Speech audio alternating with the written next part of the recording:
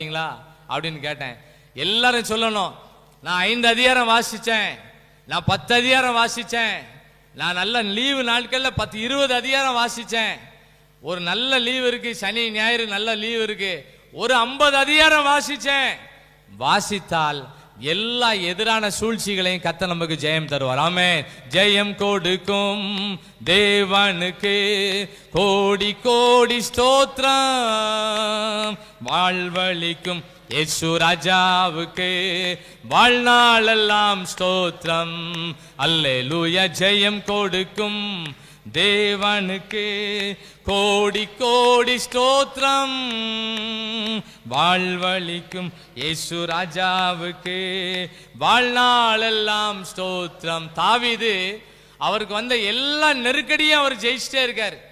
எப்படி ஜெயிச்சாருன்னு சொன்னா, நெருக்கடி வரும்போது ஆண்டவர் நோக்கி ஜெபம் பண்றாரு. ஆண்டவர் அவருக்கு பதில் கொடுக்கிறாரு. என்ன பதில் கொடுத்தாரு? நீ சகலத்தையும் என்ன பண்ணுவ? திருப்பிக் கொள்வாய். அவரு அப்படின்னு சொல்லி வசனத்தோடு நிக்கல, வசனம் பேசிட்டு இருக்கும் போதே ஒரு வழி நடத்தல கொடுக்கிறாரு. ஒரு மனுஷன் அங்க இருந்து வாராரு, நீ யாருன்னு கேட்கிறாரு. அவர் சொல்றாரு, நாங்க இந்த ஊர்ல இருந்து எல்லாத்தையும் கொள்ளடிச்சு இங்க கொண்டு வச்சிருக்கோம்னு சொன்னாரு. தாவீது சொன்னாரு, என்ன கொண்டு போய் எங்க விடுவியான்னு கேட்டாரு. ஒரு ஜெபம் பண்ணும் போது ஆண்டவரே நல்ல வழி நடத்தல கொடுப்பாரு. யாருக்குமே கிடைக்காத நல்ல வழி நடத்தல, அது பேர் வழி நடத்தும் அபிஷேகம். அந்த வழி நடத்தல கர்த்தர் உங்க எல்லாருக்கும் நிச்சயமாய் கொடுப்பார். ஆமென், ஆமென். அகித்தோப்பேலும் அப்சலோமும் சேர்ந்திருக்காங்க. அப்சலோம் தான் பையன், அகித்தோப்பேல் வித்தியாசமான ஒரு மனுஷன். 2 பேரும் சேர்ந்து ஆலோசனை பண்ணிட்டு இருக்காங்க. தாவீது ஜெபம் பண்ணுவாரு, கர்த்தாவே இந்த அகித்தோப்பேலின் ஆலோசனை தேவன் பைத்தியமாக்கி போடுங்கன்னு ஜெபம் பண்ணுவாரு. அந்த ஜெபத்துக்கு நல்ல பதில் கிடைச்சது.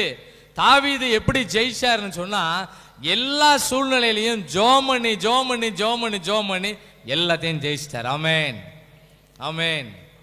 கையை ஏன் உயர்த்த சொல்லுவேன் தெரியுமா? நம்மளே மறந்து போனாலும் சில நேரம், நெருக்கடியான நேரம் வரும்போது ஆண்டவரே நினைவுபடுத்துவார். ஜெபம் பண்ணுங்க, நல்ல உபவாசம் பண்ணி ஜெபம் பண்ணுங்க, கொஞ்சம் நேரம் எடுத்து ஜெபம் பண்ணுங்க, குடும்பமா ஜெபம் பண்ணுங்க. ஆண்டவரே நம்மளை நினைவுபடுத்துவார். அவர் நமக்குள்ள இருந்து நிறைய காரியங்கள் நமக்கு கற்றுக் கொடுப்பாரு. ஒரு வசனத்தை கூட வாசிக்கலாம். 1 யோவான் 2ஆம் அதிகாரம் 27ஆம் வசனத்தை எல்லாம் சேர்ந்து வாசிக்கலாம். 1 யோவான் 2ஆம் அதிகாரம் 27வது வசனத்தை வாசிக்கும் போது, இந்த அபிஷேகம் நம்ம எல்லாரையும் வழி நடத்தும். 1 யோவான் 2ஆம் அதிகாரம் 27ஆம் வசனத்தை எல்லாம் சேர்ந்து வாசிப்போம். நீங்கள் அவராலே பெற்ற அபிஷேகம் உங்களில் நிலைத்திருக்கிறது, ஒருவரும் உங்களுக்கு போதிக்க வேண்டுவதில்லை. அந்த அபிஷேகம்